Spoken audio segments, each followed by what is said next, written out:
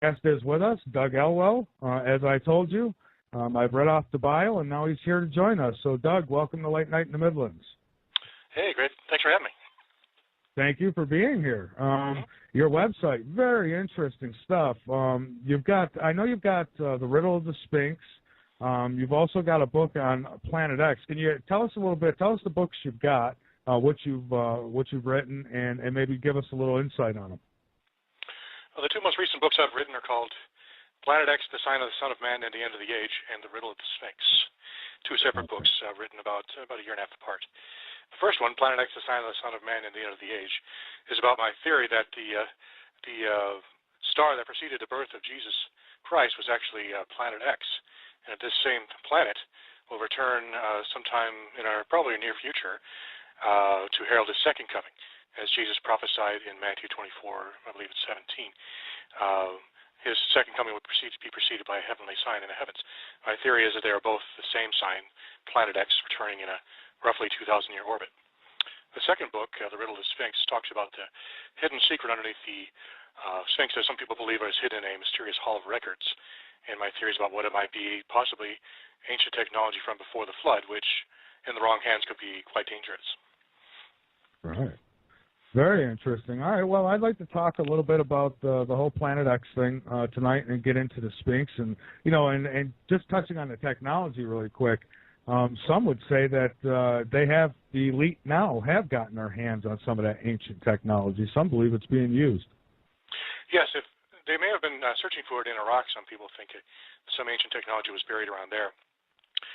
Others believe that these alien beings are actually the fallen angels who are giving us this technology and kind of reincorporating it into our society, just as they had possibly in the world before the flood. It says in the book of Enoch that the fallen angels came down from heaven to earth and gave man gifts of technology, arts and literature, writing, science, as we understand it, and taught men how to create shields and work metal, shields and armor and swords and work metal and a variety of other what we would call technologies. And the theory based on that is, in some circles, is the world before the flood actually achieved a technological, because of their help from these heavenly beings that came down to earth, had achieved a level of sophistication equal to or possibly greater than our own in modern day. And some people believe the reason we've achieved technology in our time is because these same fallen angels, these aliens or whatever you want to call them, have come down again and started giving us technology again. And this is the reason, one of the major reasons, we're enjoying a technological renaissance, because we've been given help by these spirit beings. Yeah, I've always been fascinated with how some of these ancient civilizations were able to be so accurate with the planets and the events that come in space. You just wonder, I mean, there's been no signs of telescopes and things like that that were ever found, if I'm right about this. So, you would think that information had to have been passed on to them. It must have been. You can't, for example, Egypt didn't have a period of growth of sophistication of sciences and arts. They just kind of appeared out of nowhere with a complete package of language and writing and mathematics. There was no period of development from primitive math to sophisticated math. They just appeared out of nowhere in the archaeological record. And the same with the Sumerians, as if they have been specifically raised and taught to be a race of beings that had these abilities to serve some sort of a purpose. The theory of some, including myself, is that they're specifically bred and trained to serve these fallen beings as sort of their servants. And these heavenly beings are the gods of these various peoples, like Re and Horus and Osiris, are actually fallen angels that came down and taught them technology to the Egyptians, much of which technology was lost, but some of which may be understood if you properly interpret their mythology as not magic, but technology. Mm-hmm. Now, getting back to Planet X, tell me a little bit about your motivation for writing the book on Planet X. And, I've talked to several people in the past who have done work on this, and it seems like everybody's pretty close to the same idea, but not everybody believes the same things, as far as where it is, when it was here last, and how often it comes around. What motivated me was I was curious to see if Jesus was returning, will it be the sign of his coming and the end of the age, just like it says in Matthew 24. And Jesus actually goes into a long explanation of everything that will happen in order in the tribulation period, which is typically defined by Christians as the last 7 years of this current age prior to Christ's return. And he describes in detail all these events that are parallel exactly with the events described in the book of Revelation. And at the peak of these events, these tribulation events, there appears a sign in the heavens which will precede Jesus' second coming, after which he returns with his angels and does battle with the dragon and his angels, so forth. The fallen angels that gave mankind technology. And so my motivation is I figure if you can figure out what this sign is, you could probably figure out when, or possibly figure out when Jesus is returning. So when you see the sign, you understand what it is, and that Jesus is probably going to come right afterwards. Okay. Now, I know Zechariah Stitchin did a lot of work on this, and some people feel he did adequate work, and others don't believe what he says. How on do you think Zechariah Stitchin was as far as information on this Planet X? I think his analysis of the Babylonian creation epic was brilliant and very close to perfect, if not perfect. I've done an analysis of it too, and his understanding of the astronomical belief system of the Babylonians was spot on, and also the Sumerians. And one could argue about the particulars of the interpretation of the Babylonian creation epic, which describes the creation of the solar system and the planets and the various, Earth and its various aspects, such as the moon and the oceans and mountains and things like that. There's two basic schools of thought on that. One, this is just the Babylonians describing the formation of the land around Babylon, or there's what I'm calling the astronomical interpretation, which describes how this actually does describe the formation of the solar system, because in the ancient world, Babylonians and Sumerians particularly, they worship the planets as gods. And so when they're talking about the gods in heaven, they're literally talking about the planets. So any kind of cosmogony or description of the creation of the gods is going to be, by default, a description of the creation of the planets. So the question is not, is this about the creation of the planets? The question is, with so many of these mysteries, are you able to accept that possibility that the ancients had an advanced understanding of how the solar system was formed? And if so, really the only way they could have understood that is if they had been told by some sort of higher beings how things went, so they were basically educated. There's no way men could come up with this on their own. They had to be taught by higher beings who came down from heaven to earth, just as described in the mythologies of all the ancient peoples.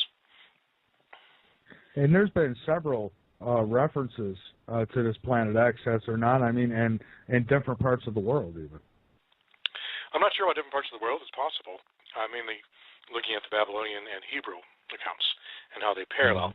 People have noticed that there is very strong parallels between the Babylonian creation epic and the creation material in the Old Testament of the Bible, particularly sections like Psalm 74, which describes the earth as being like a dragon, and God formed heaven and earth from its body. And people, if you interpret Genesis 1 in this context, you can see there's also clear parallels to the New Elish and other parts of the Bible which otherwise make little sense when the Bible, in a couple of different places, in Isaiah, in Job, I think it's Job 9, and like I said, Psalm 74, all have passages which describe the earth as being like a dragon which God conquered in the beginning, creating heaven and earth from its body, just like the New Elish does. So though there may be other traditions, they're mainly the ones I'm aware of, are ones around the ancient Near East. There's parallels in Egyptian mythology. There's parallels in Hittite mythology. Canaanite mythology talks about the battle between Baal and Yam, the sea dragon, and the creation of the earth from its body. It's a common theme in the ancient Near East, but I'm not aware of anything outside of what we understand as the modern Middle East. Okay. Now, are we talking about an actual planet or a dwarf star? Because now I've heard different. My understanding is that there's a dwarf star and there's planets around it. I mean, like I say, I've heard all different accounts of this. So is this an actual planet that we're talking about? In my theory, I follow the scientific theory that there is an additional planet out there, which they call Planet X. This is mainstream science. Sitchin picked up on this concept and applied it to the Babylonian mythology. He took it literally, saying the Babylonians literally had a knowledge of Planet X. But my core concept of my Planet X argument comes right out of the scientific community. This Planet X was actually created by astronomers, Christopher Lowell, I think in the late 1800s. When they were looking for a planet beyond Neptune, they coined it Planet X, X simply meaning unknown. Their theory and mine is it is just a planet. It's not a dwarf star. the dwarf star or the brown dwarf or whatever you want to call it, that is called the nemesis theory, which it's basically a brown dwarf which never had enough mass to ignite like our main star in our solar system, the sun. And they believe that it is a companion star that is somewhere in size between Jupiter and the sun, which is orbiting way out somewhere in the Oort cloud and occasionally throws comets towards us, which explains the existence of the comets. My theory is that the comets were actually created from the mantle of Earth when Planet X struck it with one of its satellites, and this explains why there are many different. Oh, I'm sorry. I was just going to say we have had close asteroid passes recently, and comets, that have made the news, and fireballs in the sky. You got to wonder, is it nearby? Good question. There's all kinds of material inside of our solar system drifting around in various angles. Different kinds of asteroid groups, different comet groups, near-Earth asteroids. There's a huge amount of stuff, not just in the asteroid belt, but really floating throughout our inner solar system. And my theory, the Planet X giant impact theory, explains why these all exist. These are mainly rubble left over from the impact between this satellite of Planet X and the Earth, which created the asteroid belt from some of the leftover detritus from the impact, and then moved Earth into a new orbit closer to the sun. And much of the other near-Earth asteroids, the Aten-class asteroids, the Apollo asteroids, various groups of comets, these all originated from Earth's mantle as a result of this impact, and from as Earth moved to a position closer to the sun, it left a lot of these trailing, as it moved closer. So this explains how all of these different classes of asteroids could exist. The solar system formation mechanism that we have in place now just doesn't account for all this extra stuff. So this is where all this stuff came from. And ironically, the stuff that falls down to Earth probably originated from Earth as a result of this giant impact. So do you think, you said around every 2,000 years, so would that be to say that it knocked us in the life zone 2,000 years ago? I mean, this was probably millions of years ago, or at least hundreds of thousands of years. But it comes through every couple of thousand years. I'm thinking 2,000 years. I'm not sure. This is my theory. Sitchin said it was 3,600. Others have said it's more or less. I say 2,000 years mainly because there was a major appearance of a star in the heavens around the time of Abraham, which was around 2000 BC, and also another appearance of a major star in the heavens around 0 AD, which was the Star of Bethlehem. And then another 2,000 years later, we're possibly expecting the return of Christ again, so that would make another 2,000 years. So that's why my theory is that it's 2,000 years. That plus in the Bible it says, a day of the Lord is 1,000 years, and 1,000 years is one day. Put those together, it's 2,000 years. So it matches up pretty well. All right. Interesting. Very interesting. All right. So, astronomers, we've heard maybe a few have come out, but for the main part, I mean, for I guess mainstream, not the media, but mainstream astronomers, amateur astronomers, how come they're not able to locate this? I mean, I have seen pictures and I've seen videos, but it's hard to tell what people are putting out there. So, I mean, how come? Obviously, NASA's going to lie. Government's not going to tell us the truth. So, how come somebody hasn't come out and said, "Hey, here it is. I found it. This is, I'm with this university or what have you. I'm not lying to you. Here it is." I mean, how come they can't find it? My theory is like most comets, it's a black body. What's called scientific terms called a black body, which means it's darker than coal. It reflects less than 4% of all light that it hits it.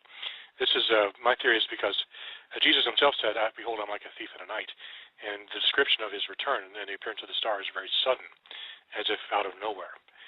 And like a comet, and most people don't understand this, but most comets actually have a thick organic goo on top of them, covering most or all of them, which, until they come close enough to the sun for sublimation to start occurring and patches of ice on their surface to start converting to vapor, which then reflects the sun, that's when we can see them. But before then, they're literally blacker than coal. And without that tail, they would be invisible. My theory is that Planet X is the same way. It's covered with this organic stuff, or perhaps surrounded with a cloud of it, and this explains why it says in the Bible, God hides himself in clouds and thick darkness.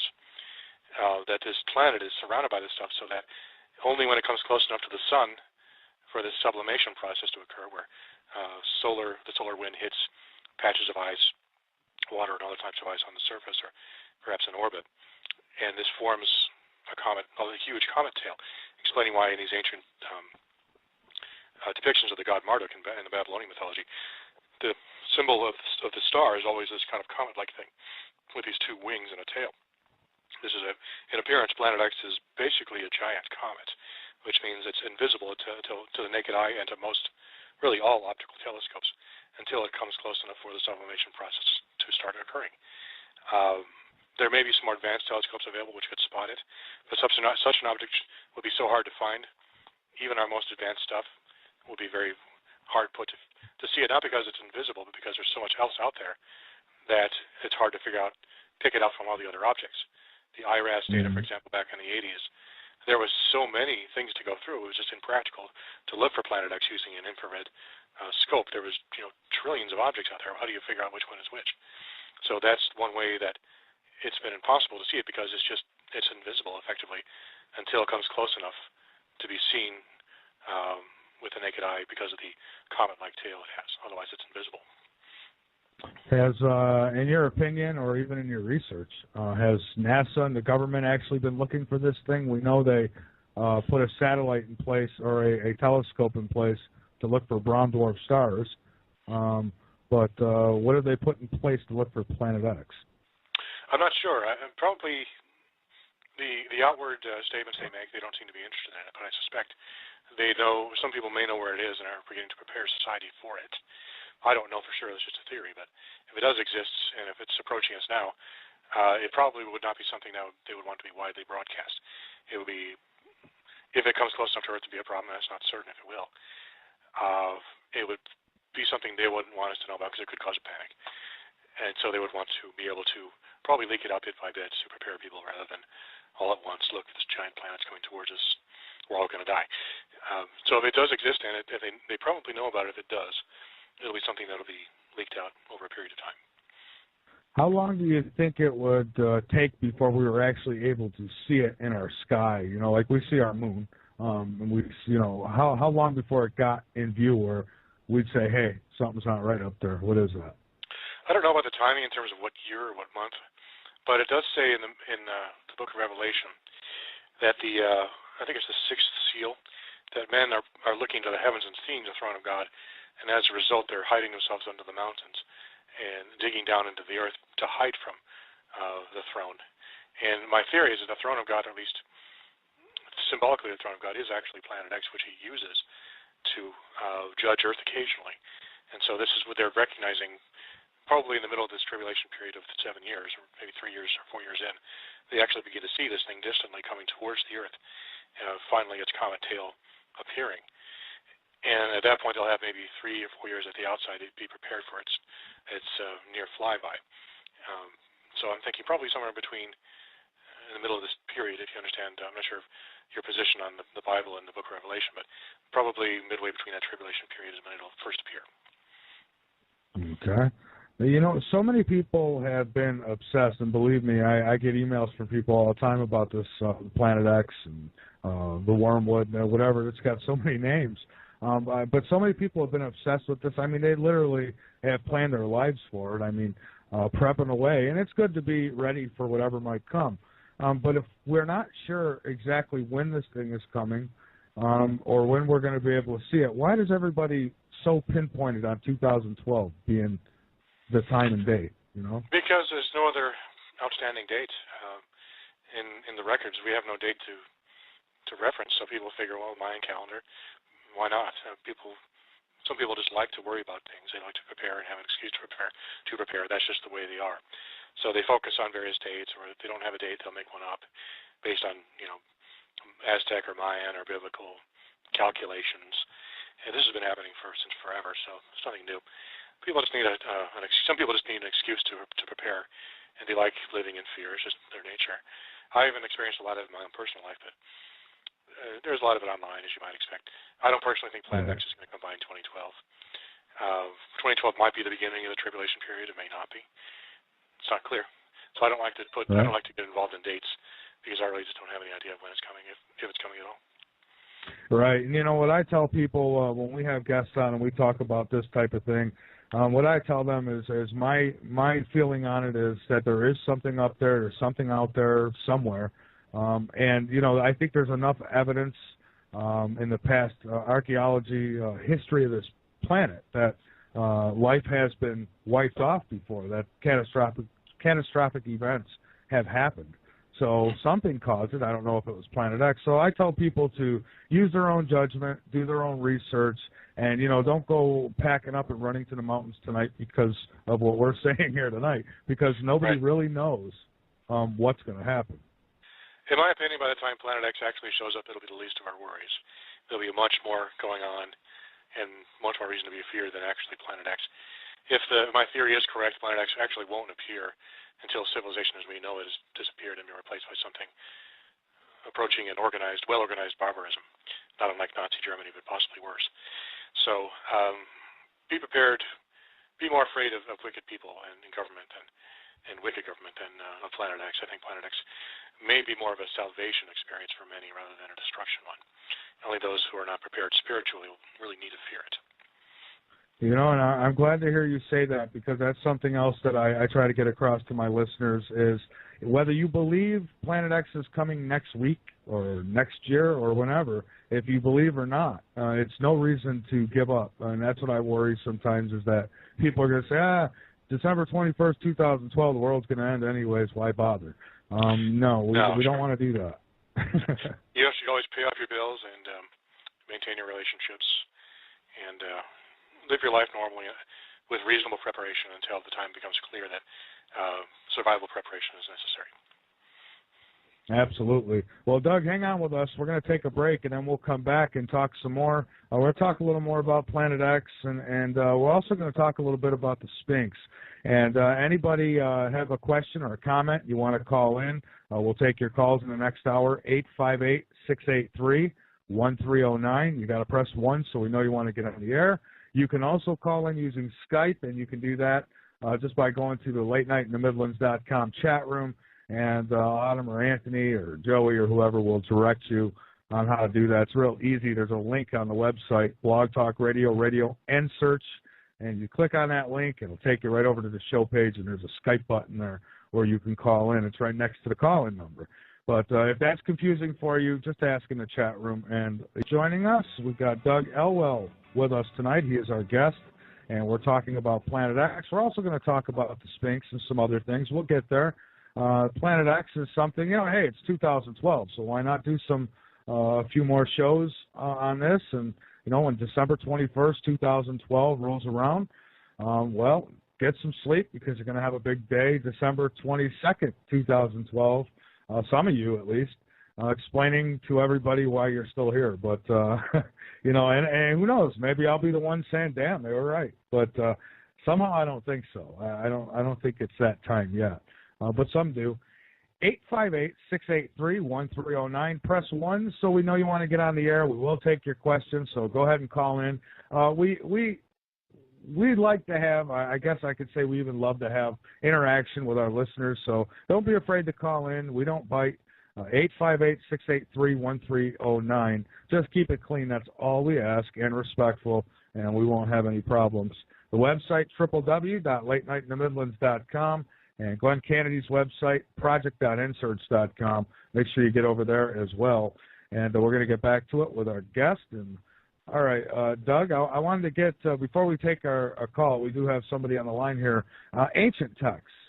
Some of it indicates that ETs, some would say all of it does, that ETs were involved in many ways in the past. And I was just wondering, what do you think about that? And how much interaction do you think the ETs actually had with civilization here, with us? I think they've actually been actively involved in mankind since the beginning.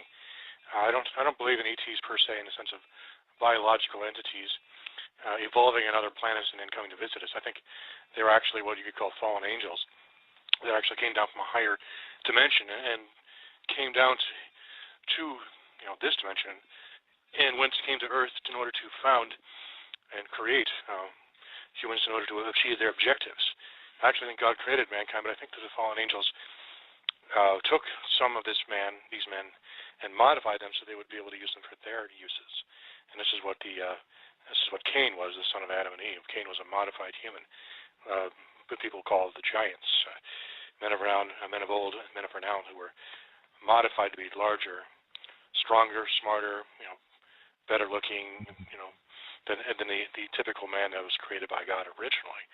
And so I think that these beings have always been closely intertwined with human history to the point that it's almost no difference. They kind of are overlords and masters, and people quietly and very skillfully guiding us from behind the scenes using various subtle methods. So, in the sense of these, do you think? Good. Oh, go ahead. In the sense that I don't believe in aliens per se. I think aliens are simply fallen angels that taken on biological form in order to better interact with the universe, because in order to interact with the universe, you have to have a physical form in order to affect physical objects.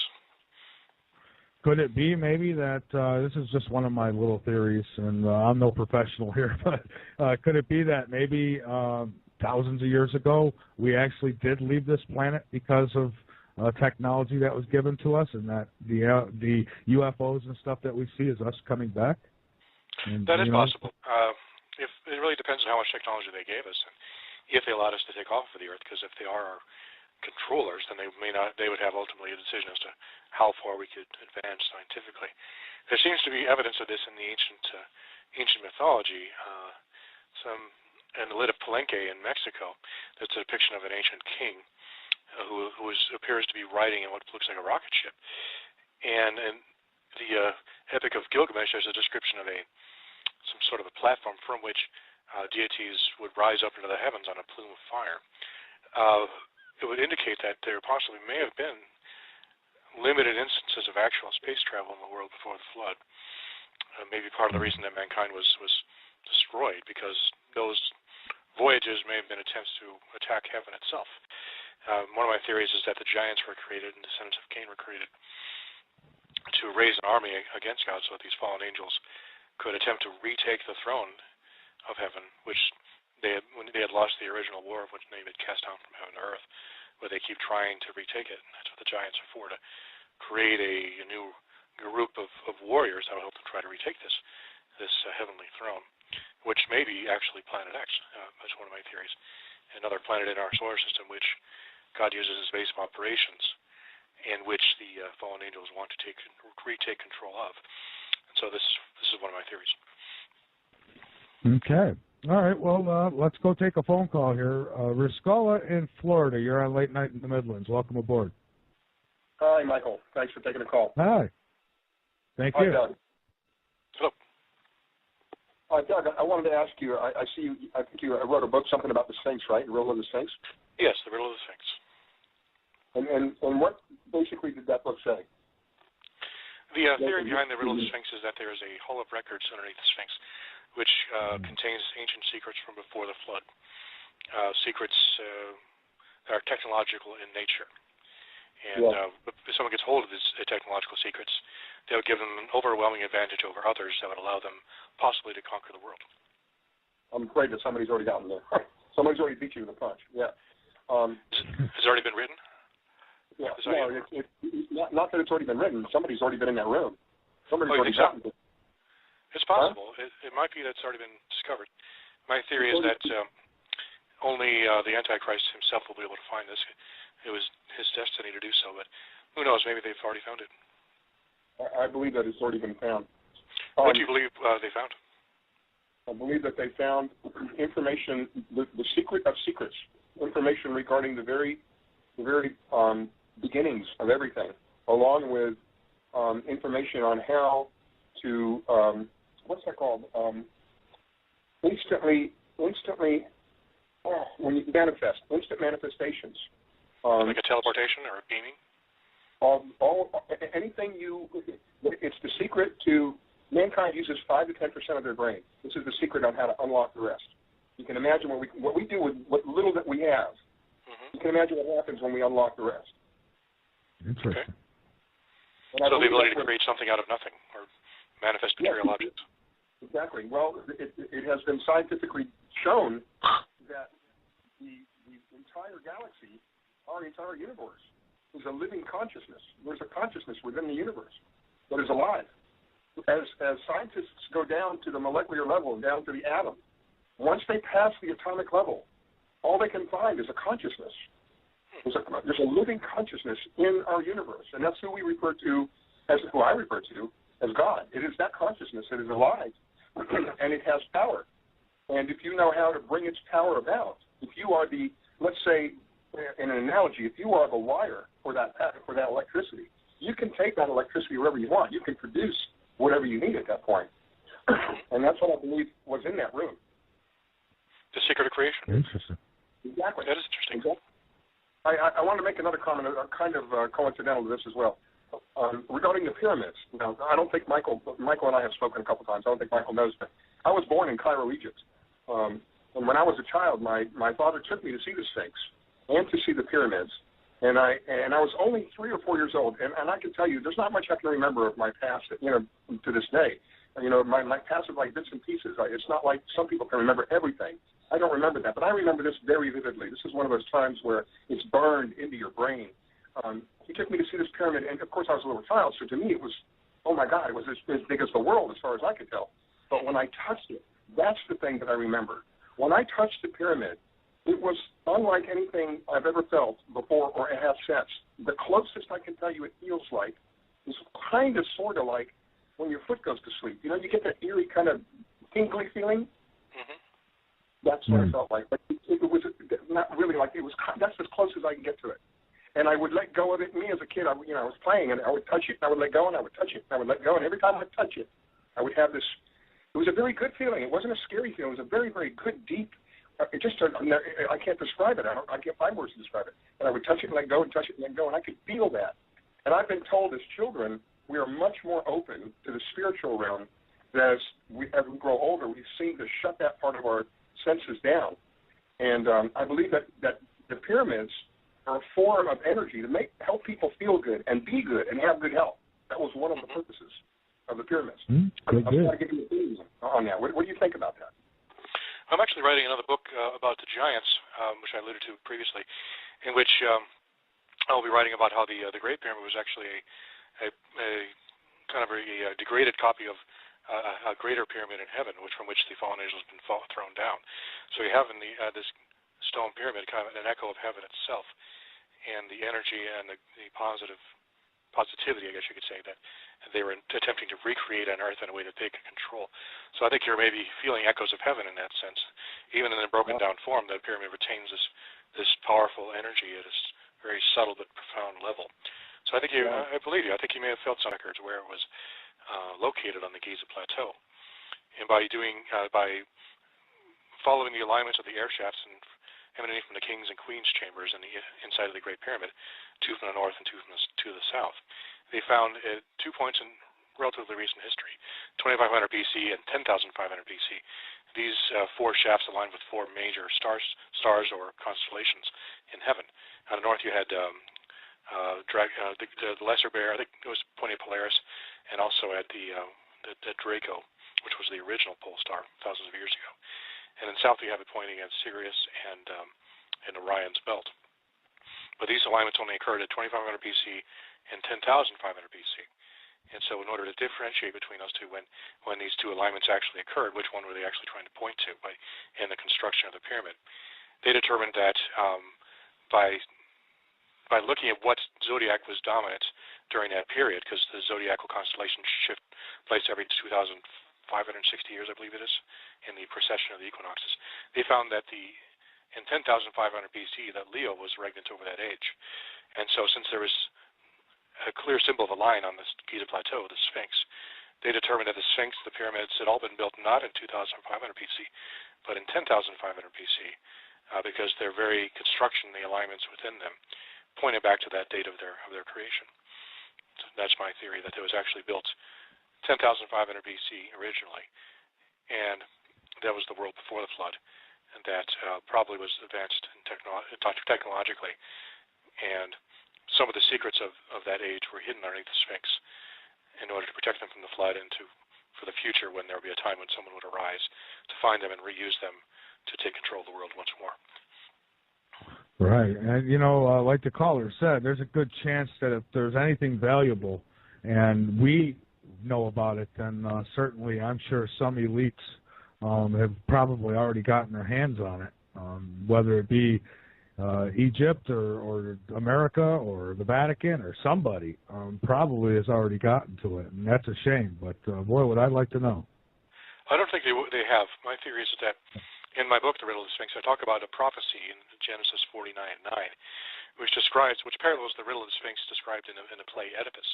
And the play Oedipus, the Riddle of the Sphinx was, what is it that walks on 4 feet in the morning, 2 feet during the day, and 3 feet in the evening?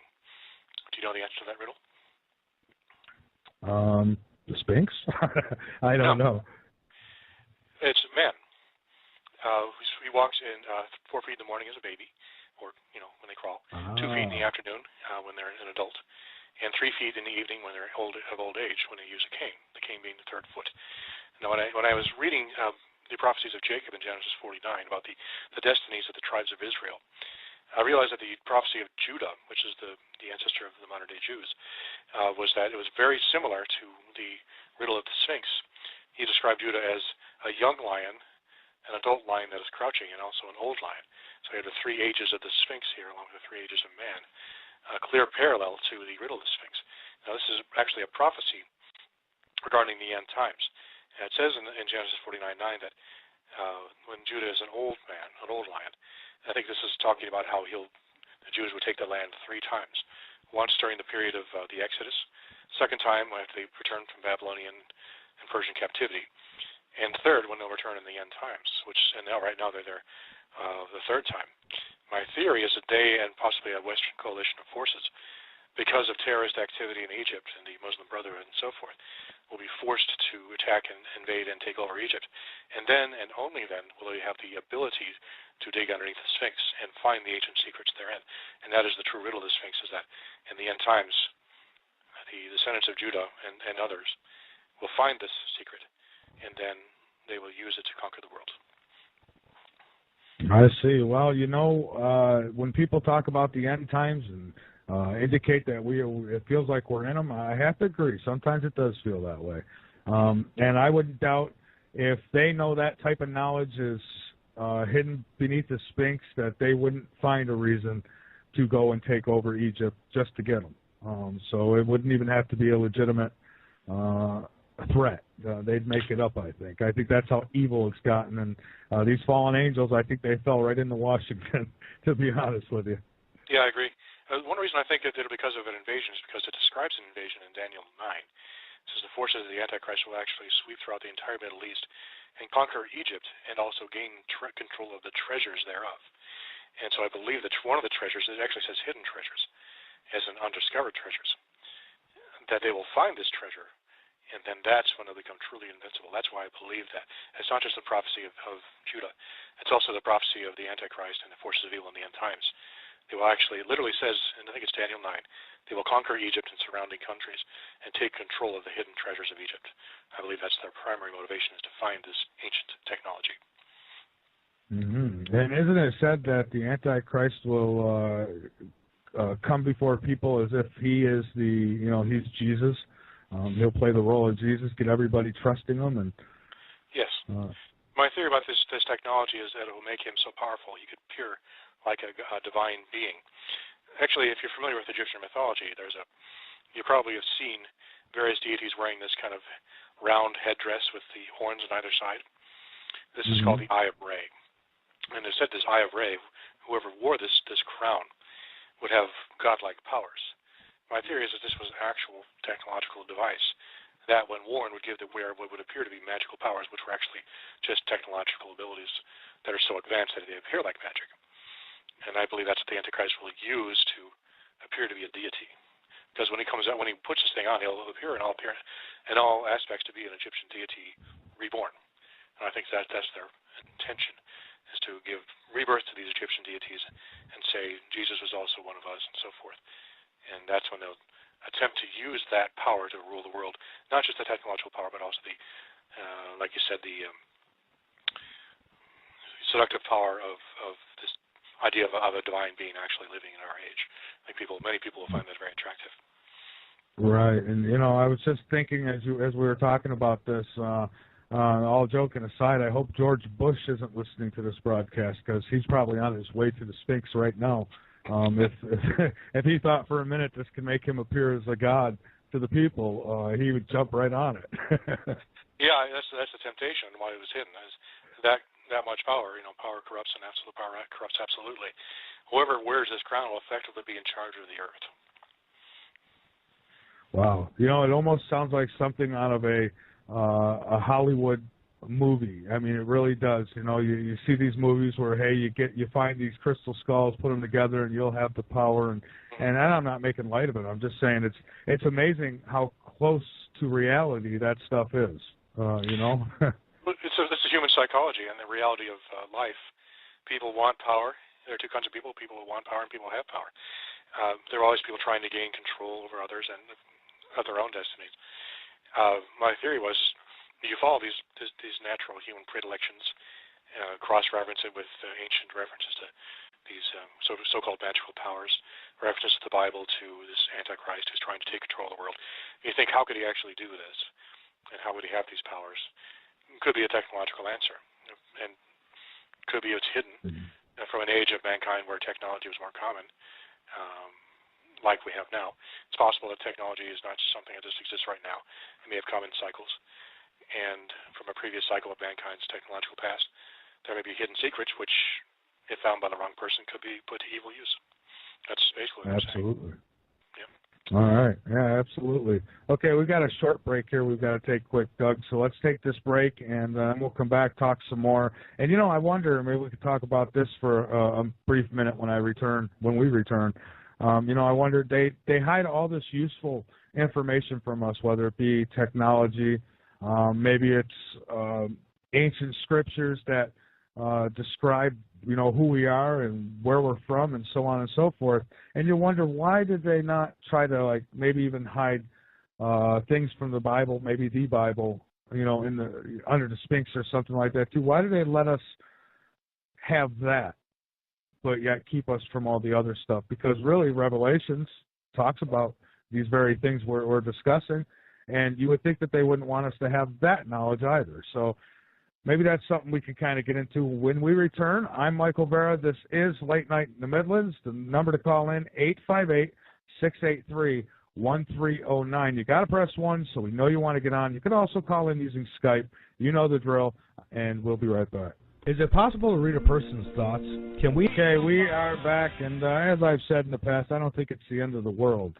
It's the end of the world as we know it, maybe. I mean, let's face it, 2012 been a very interesting year.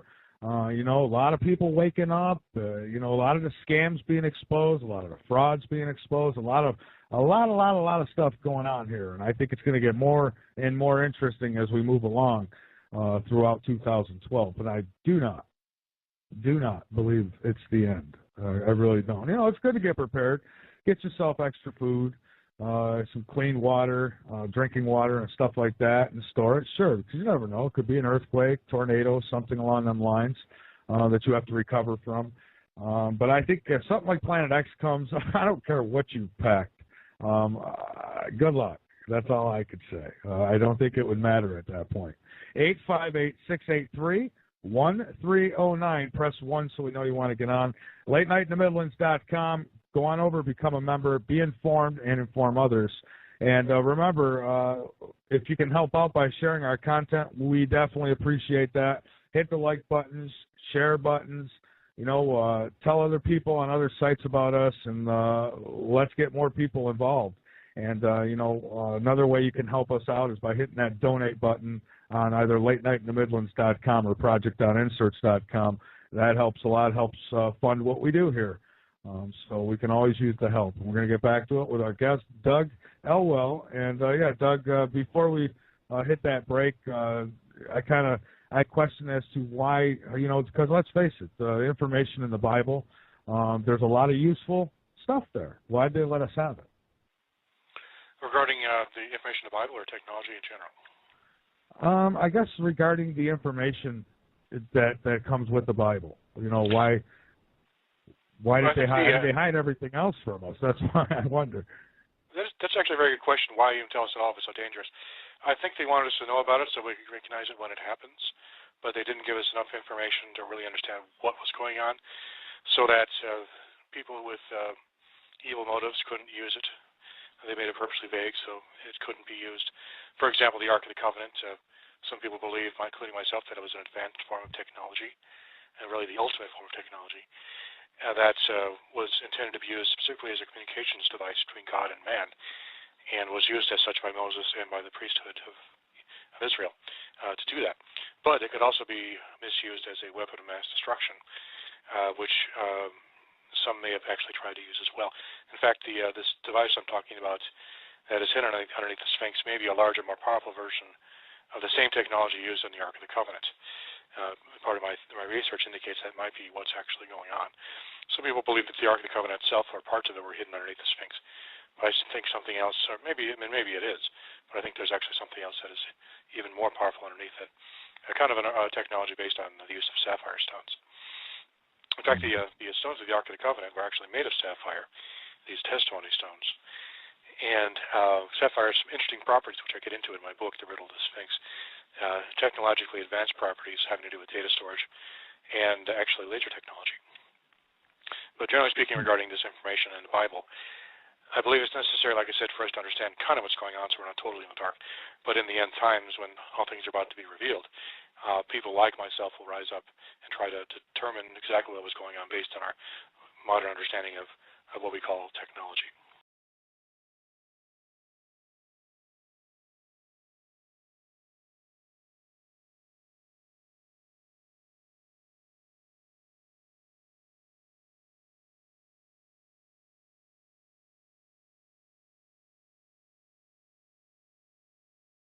Guest is with us, Doug Elwell. As I told you, I've read off the bio, and now he's here to join us. So, Doug, welcome to Late Night in the Midlands.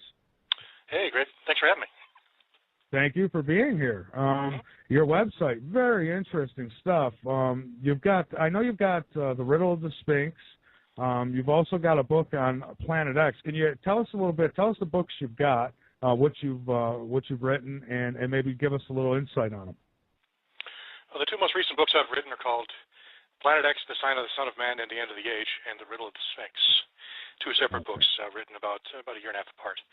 The first one, Planet X, The Sign of the Son of Man and the End of the Age, is about my theory that the star that preceded the birth of Jesus Christ was actually Planet X, and that this same planet will return sometime in our probably near future to herald his second coming, as Jesus prophesied in Matthew 24, I believe it's 17. His second coming would be preceded by a heavenly sign in the heavens. My theory is that they are both the same sign, Planet X, returning in a roughly 2,000-year orbit. The second book, The Riddle of the Sphinx, talks about the hidden secret underneath the Sphinx that some people believe is hidden in a mysterious hall of records.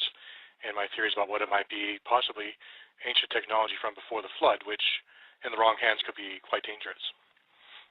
Right. Very interesting. All right. Well, I'd like to talk a little bit about the whole Planet X thing tonight and get into the Sphinx, and and just touching on the technology really quick. Some would say that the elite now have gotten their hands on some of that ancient technology. Some believe it's being used.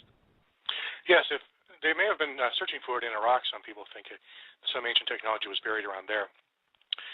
Others believe that these alien beings are actually the fallen angels who are giving us this technology and kind of reincorporating it into our society, just as they had possibly in the world before the flood. It says in the book of Enoch that the fallen angels came down from heaven to earth and gave man gifts of technology, arts and literature, writing, science, as we understand it, and taught men how to create shields and work metal, shields and armor and swords and work metal and a variety of other what we would call technologies. And the theory based on that is, in some circles, is the world before the flood actually achieved a technological, because of their help from these heavenly beings that came down to earth, had achieved a level of sophistication equal to or possibly greater than our own in modern day. And some people believe the reason we've achieved technology in our time is because these same fallen angels, these aliens or whatever you want to call them, have come down again and started giving us technology again. And this is the reason, one of the major reasons, we are enjoying a technological renaissance, because we've been given help by these spirit beings. Yeah, I've always been fascinated with how some of these ancient civilizations were able to be so accurate with the planets and the events that come in space. You just wonder, I mean, there's been no signs of telescopes and things like that that were ever found, if I'm right about this. So, you would think that information had to have been passed on to them. It must have been. You can't, for example, Egypt didn't have a period of growth of sophistication of sciences and arts. They just kind of appeared out of nowhere with a complete package of language and writing and mathematics. There was no period of development from primitive math to sophisticated math. They just appeared out of nowhere in the archaeological record. And the same with the Sumerians, as if they have been specifically raised and taught to be a race of beings that had these abilities to serve some sort of a purpose. The theory of some, including myself, is that they're specifically bred and trained to serve these fallen beings as sort of their servants. And these heavenly beings are the gods of these various peoples, like Re and Horus and Osiris, are actually fallen angels that came down and taught them technology to the Egyptians, much of which technology was lost, but some of which may be understood if you properly interpret their mythology as not magic, but technology. Mm-hmm. Now, getting back to Planet X, tell me a little bit about your motivation for writing the book on Planet X. And, I've talked to several people in the past who have done work on this, and it seems like everybody's pretty close to the same idea, but not everybody believes the same things, as far as where it is, when it was here last, and how often it comes around. What motivated me was I was curious to see if Jesus was returning. Will it be the sign of his coming in the end of the age, just like it says in Matthew 24. And Jesus actually goes into a long explanation of everything that will happen in order in the tribulation period, which is typically defined by Christians as the last 7 years of this current age prior to Christ's return. And he describes in detail all these events that are parallel exactly with the events described in the book of Revelation. And at the peak of these events, these tribulation events, there appears a sign in the heavens which will precede Jesus' second coming, after which he returns with his angels and does battle with the dragon and his angels, so forth, the fallen angels that gave mankind technology. And so my motivation is I figure if you can figure out what this sign is, you could probably figure out when, or possibly figure out when Jesus is returning, so when you see the sign, you understand what it is, and that Jesus is probably going to come right afterwards. Okay. Now, I know Zecharia Sitchin did a lot of work on this, and some people feel he did, adequate work, and others don't believe what he says. How on do you think Zecharia Sitchin was as far as information on this Planet X? I think his analysis of the Babylonian creation epic was brilliant and very close to perfect, if not perfect. I've done an analysis of it, too. And his understanding of the astronomical belief system of the Babylonians was spot on, and also the Sumerians.